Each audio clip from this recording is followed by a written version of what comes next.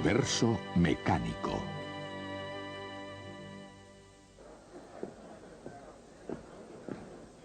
Bienvenidos a una aventura de la mente que comienza por mirar hacia adelante a la visión y al sonido de el universo mecánico. Hay algunas actividades del hombre que la mente asocia con un determinado lugar por considerarlo como el lugar ideal para tal actividad.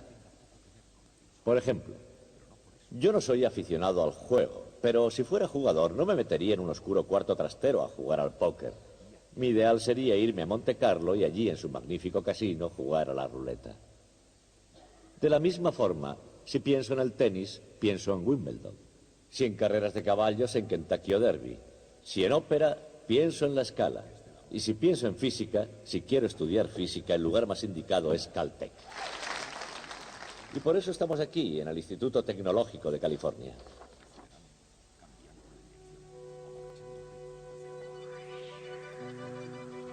Hay una rama de la ciencia, llamada cosmología, que tiene que ver con el pasado, el presente y el futuro del universo, como un todo. ¿Cómo comenzó el universo? ¿Cómo evolucionó? ¿Cómo seguirá evolucionando? Y en la ciencia hay también otra rama, en el campo de la física para ser más exactos, que se llama mecánica. La mecánica se ocupa de algo que tal vez tenga poco que ver con la filosofía, pero no por eso es menos profunda. ¿Cómo empezó la mecánica? ¿Y hacia dónde va? ¿Cómo funciona?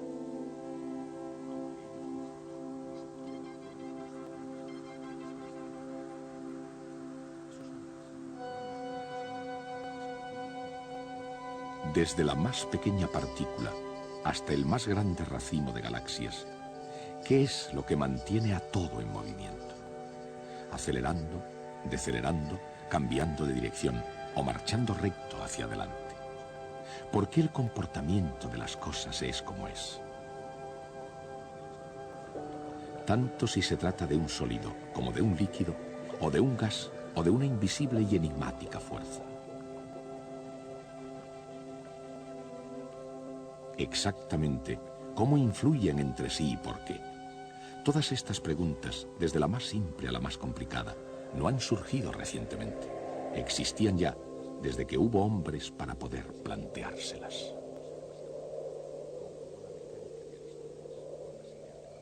Incluso los seres humanos más primitivos de este planeta han debido mirar al cielo y andado por la tierra preguntándose, ¿pero todo esto cómo funciona?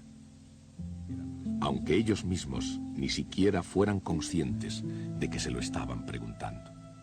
Esos hombres fueron los primeros en intentar descubrir y comprender el universo mecánico.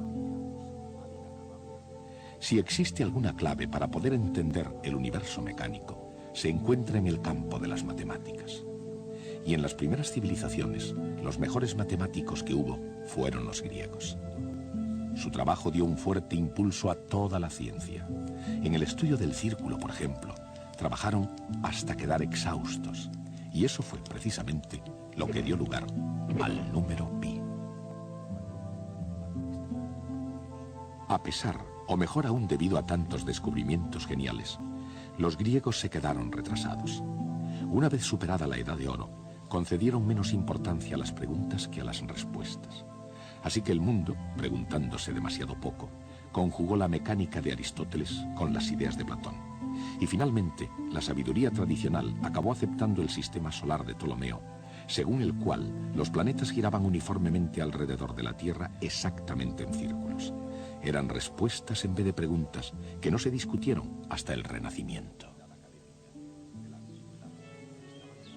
La orientación intelectual de la civilización de Occidente acabó alineándose al inacabable argumento circular del ideal platónico. La pregunta no es exactamente por qué, a no ser que sea por qué estropear la perfección. La pregunta es, ¿cómo? ¿Cómo 1500 años después de Ptolomeo pudo romperse el círculo que era perfecto? ¿Y en qué puede parecer una contradicción lógica? ¿Cómo pudo reformarse un nuevo orden del mundo en el crisol de la revolución científica?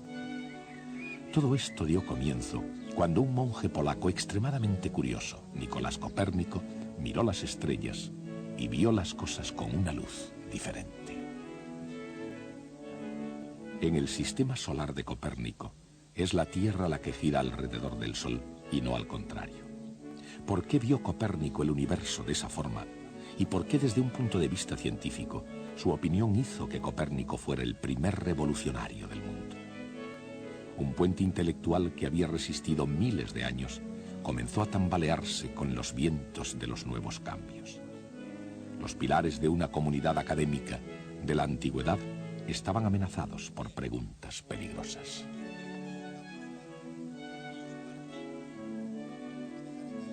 Y nadie mejor preparado para llenar aquel vacío intelectual que Galileo Galilei.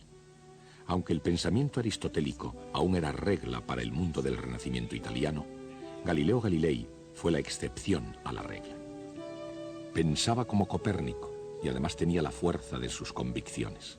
En otras palabras, tenía la idea correcta, pero en un tiempo incorrecto. Sus comprobaciones y sus críticas se elevaron en defensa del status quo. Si la Tierra gira efectivamente, ¿por qué cuando cae una pelota desde una torre, la de Pisa, por ejemplo, cae rectilínea y no cae en la ciudad próxima? Las respuestas comenzaron a ser más arriesgadas que las preguntas. La Iglesia, que le consideró tanto una amenaza para Roma como una afrenta al sentido común, le aconsejó que dejara que las cosas siguieran como estaban. Pero Galileo, tanto en la teoría como en la práctica, explicaba sus hallazgos cuando ya todo estaba dicho y hecho, y demostraba así lo que parecía ser imposible. Bien, aquí tengo una pluma y un martillo. Los dejaré caer aquí mismo. Es de suponer que los dos golpeen en el suelo a la vez. ¿Qué les ha parecido? Por lo visto, el señor Galileo tenía razón. Los descubrimientos de Galileo han servido a lo largo de la historia como un admirable ejemplo de imaginación científica en el trabajo. Con la mente puesta en el intento de aclarar el universo en términos científicos, los experimentos de Galileo le condujeron a un descubrimiento llamado el principio de inercia. Con una extraña perspicacia científica previó con exactitud la trayectoria parabólica de los proyectiles, así como la caída de los cuerpos. Incluso ahora en nuestros días, si se piensa en ello, todas las cuestiones que se plantean después de esos experimentos son tan retadoras como las de hace 3 siglos. ¿Cómo pudo Galileo calcular la trayectoria de un proyectil? Y al hacerlo, ¿cómo pudo impulsar las matemáticas hacia el futuro? En aquellos tiempos en que para creer algo era necesario demostrarlo, ¿cómo pudo refutar lo que se percibía como obvio sobre la caída de los objetos? ¿Cómo podía llegar al suelo un martillo y una pluma al mismo tiempo?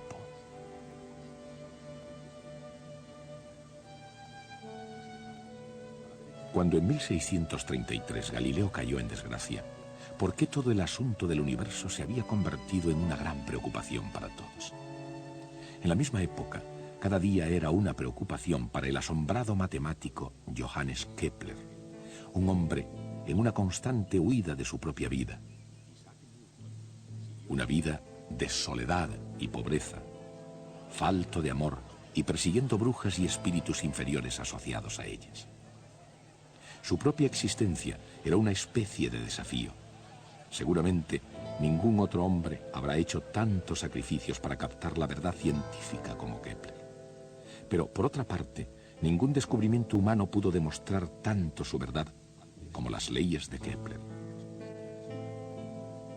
Las leyes de las elipses, la ley de las áreas iguales y la tercera ley de Kepler, la ley del movimiento de los planetas, la ley de la armonía. Kepler se introdujo en la cámara secreta del cosmos con sus leyes del movimiento planetario como llave. Sin embargo, al haber explicado más bien el cómo que el por qué funciona el sistema solar, tuvo que quedar relegado a permanecer en el umbral del universo mecánico. Había llegado el momento en el que algún otro diese el paso final. Isaac Newton siguió este mismo camino que llevaba directamente a considerar la Luna a causa de las decisivas preguntas de su hijo. ¿Por qué cae una manzana? Si una manzana cae, ¿por qué no cae la luna? Si la manzana y la luna caen por una misma razón, ¿por qué no cae la luna estrellándose contra la Tierra?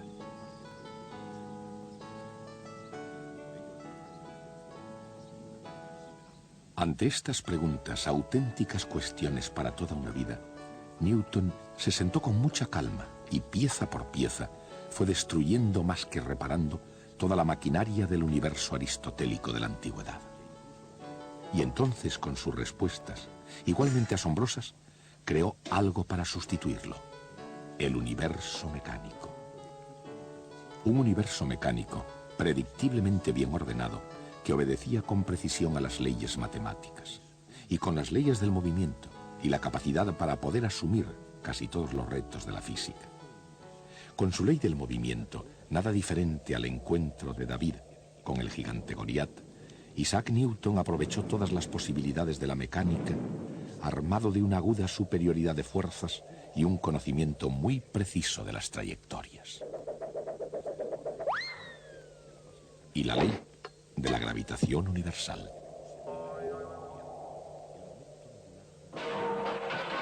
Newton llegó a ser un experto, más que cualquier otro ser humano antes que él. Por ello atrajo gran atención y una considerable fanfarria. No obstante, para la ciencia las respuestas son solo una parte del pasado, mientras que el futuro pertenece a las cuestiones que vayan surgiendo. Lo cual quiere decir que incluso las leyes de Newton solo fueron un comienzo en la dirección correcta. Por ejemplo, en los tiempos actuales se puede dirigir un proyectil con precisión matemática. ¿Cómo se hace eso? Parte de la respuesta es un instrumento llamado giróscopo. ¿Y cómo funciona? Y en el conjunto del universo mecánico, ¿por qué una rueda de bicicleta incluso es una especie de giróscopo? El momento angular es la clave de la respuesta. Pero, ¿qué es el momento angular? ¿Por qué es de vital importancia en el universo? Desde el borde cortante de la más lejana galaxia a los remolinos de agua que vemos en la bañera familiar, el momento angular mueve todo en círculos.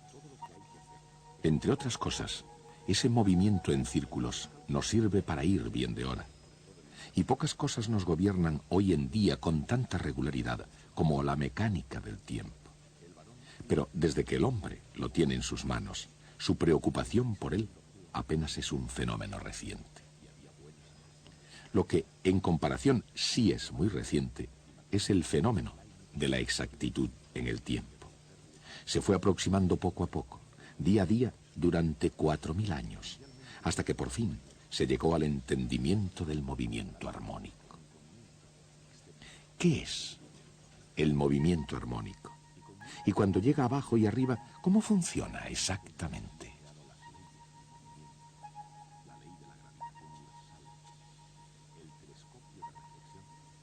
Y yendo al círculo completo del universo mecánico, ¿cómo se relaciona con el movimiento circular? La respuesta no es tan misteriosa como a simple vista pueda parecer, y no hay razón para acercarse a ella dando un rodeo. Sin embargo, a veces ayuda. Todo lo que hay que hacer es un pequeño cálculo diferencial. Mientras los cálculos de Newton se extendieron por todo el universo mecánico, el alcance de su generosidad fue mucho más estrecho. El barón Wilhelm Gottfried von Leibniz llenó el paisaje europeo de una gran confianza, y había buenas razones para ello. Como diplomático alemán y matemático, Leibniz tuvo tanto éxito que Voltaire le caracterizó como el compendio del optimismo. Mundialmente todo un compañero con las mujeres, Leibniz nada tenía en común con Newton, excepto el descubrimiento del cálculo.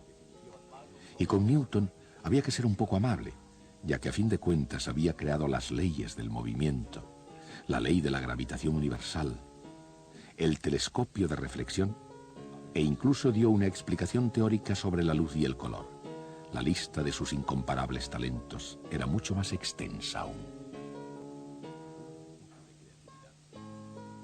Y sin embargo, a pesar de tanta inteligencia, Newton permitió, si no es que llegó a provocarla, una amarga controversia con Leibniz. Este episodio, uno solo de los dramas emocionales del universo mecánico, puso en peligro la buena reputación de un hombre y la salud de otro. Ilustrará una de las curiosas paradojas que se esconden en el corazón humano de la ciencia. Por ejemplo, así como el científico no siempre es racional, el entorno científico casi siempre lo es. Y de hecho, es en un laboratorio de física donde la naturaleza se revela en los términos más racionales. ¿Qué es lo que hace exactamente un científico moderno? Más allá de su definición en un libro de texto, ¿cuál es el método de la ciencia? Y en el mundo real, ¿cómo funciona exactamente el método científico? A veces se comienza con una cubeta de aceite, un robusto puchero de hierro, un toque de disciplina, un poco de creatividad y quizá un toque de genialidad. Y en algunas ocasiones, aunque muy raramente, el resultado es tan insignificante como el valor de la carga de un electrón.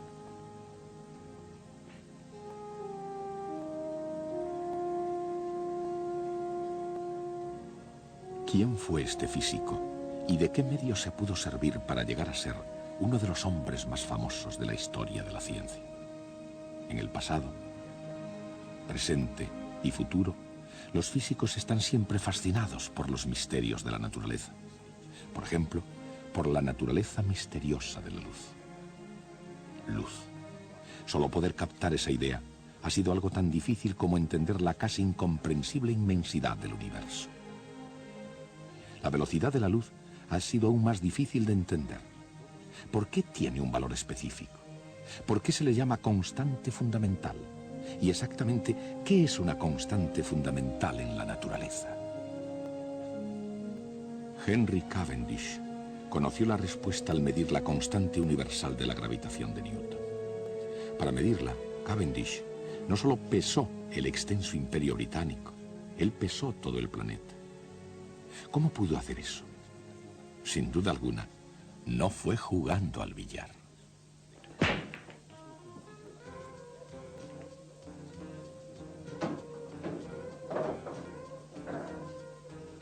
Estos hombres viven de unas leyes que, aunque no siempre estén dentro de la legalidad, están sin embargo de acuerdo con las leyes de la mecánica clásica. Por supuesto, no todos los hombres aquí aprecian ese hecho. La mayoría de ellos van solo a jugar un poco al billar o a aprovecharse de la experiencia por otros medios. Pero las posibilidades aumentarían si se aplicaran correctamente ciertas leyes físicas. Y todos se alegrarían de los resultados.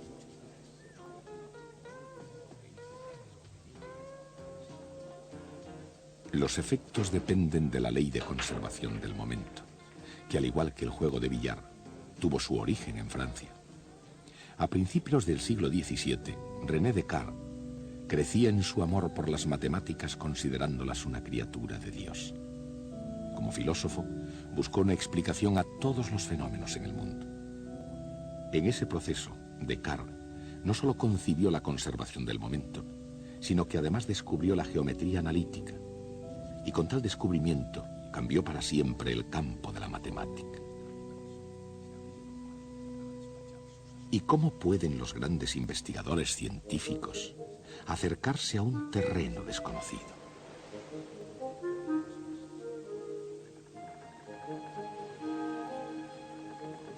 Y cuando algo ha sido ya descubierto, ¿cómo puede alguien entrometerse y reclamar el mérito?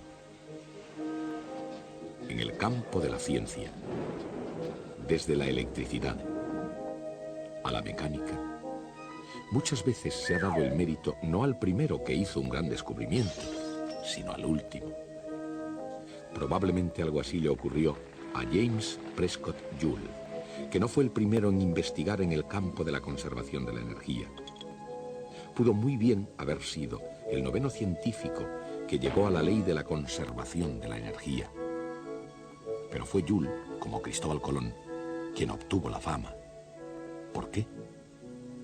En el gran conjunto de cosas, ¿eso qué importa? El gran almacén del cosmos tiene hoy en día en sus estanterías tanta energía como el primer día en que las ventanillas del universo se abrieron para empezar a despachar sus asuntos. Por otra parte, si nunca se pierde la energía, ¿por qué se cansan los músculos? ¿Y por qué caen las masas? La energía mecánica, así como todo ejercicio en general, tiene mucho que ver con velocidad y posición.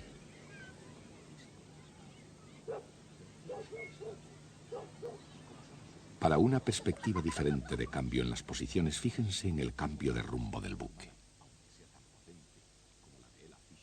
Un desafío, si es que ha habido alguno, para el universo mecánico. La electrónica sofisticada, los espléndidos dispositivos de seguimiento, personal sin comparación posible. Estos son los recursos de un guardacostas de los Estados Unidos. Y entre bastidores hay dos análisis vectoriales. En una situación de peligro o en una clase, ¿cómo puede la matemática vectorial sacarnos de la dificultad?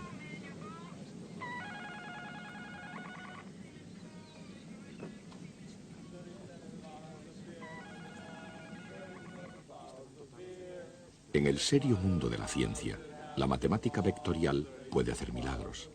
Así es que la pregunta no sería si puede sacarnos de una dificultad, sino si tiene que hacerlo. Por otra parte, ¿es esto música?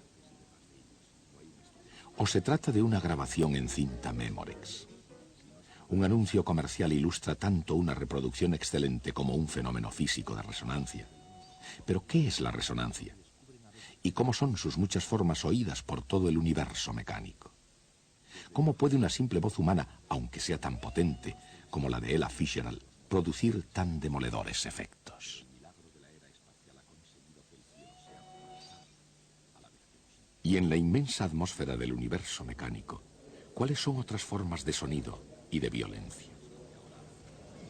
Estos tres hombres emprendieron un viaje que superó al de cualquier explorador de la Tierra desde que se iniciaron los primeros pasos hacia lo desconocido. Pero su destino había sido previamente determinado por ingenieros, científicos, técnicos, visionarios, investigadores y pilotos de prueba. Y estaban dotados de magníficos planos y del mejor equipo. Pero como el cohete mismo, surgía una pregunta inminente. ¿Cómo es posible ir desde aquí hasta allí? Históricamente hablando, los cohetes espaciales no van a ninguna parte si detrás de ellos no hay un estudiado plan. E incluso en nuestros días no pueden ir muy lejos si no es con la ayuda de la mecánica clásica. ¿Quiénes son estos pilotos espaciales? ¿Qué buscan más allá del mundo cotidiano? ¿Y qué es lo que descubren a veces de modo sorprendente? Desde Johannes Kepler en adelante, los mecánicos celestes pudieron calcular los movimientos del sistema solar. Pero el milagro de la era espacial ha conseguido que el cielo sea pasable a la vez que posible. Y eso sería, seguramente, lo que el padre de la mecánica clásica soñó. Eso es lo que ahora hacen los pilotos espaciales. En una ciencia todos los científicos son pilotos y exploradores. El destino del hombre siempre ha sido la búsqueda. Y su estrategia siempre tuvo algo que ver con aprender y enseñar, con imaginación y lógica, con ensayos y errores, con arriesgarse e ir hasta el límite. No solo la estrategia que se quiera emplear, sino el propio universo pueden llegar a convertirse en una especie de juego cósmico.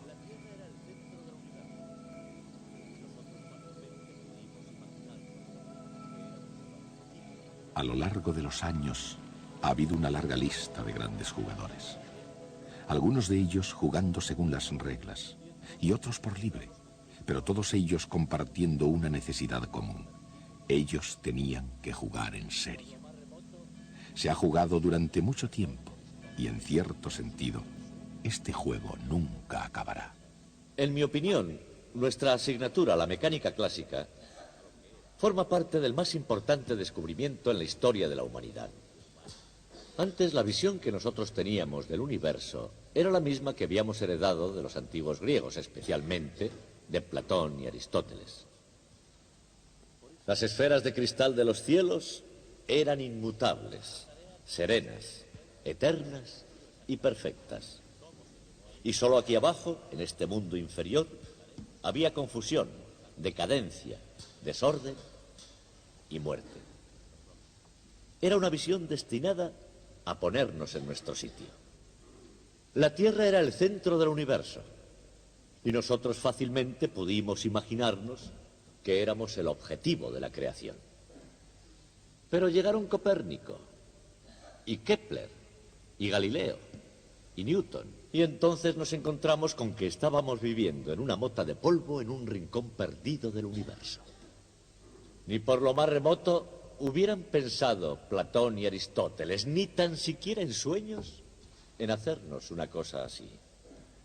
La vida hoy no es muy diferente a lo que era hace 2000 años. En lo esencial, la condición humana no ha cambiado considerablemente, pero sí cambió algo de modo definitivo. Hemos descubierto nuestro lugar en el universo. Por eso este descubrimiento es tan importante. Ahora nuestra tarea consiste en conocer qué se descubrió exactamente, cómo se llegó a ello y quién lo hizo. Comenzaremos por uno de los más importantes hallazgos de Galileo Galilei. Ese será nuestro próximo tema. Con los terroristas.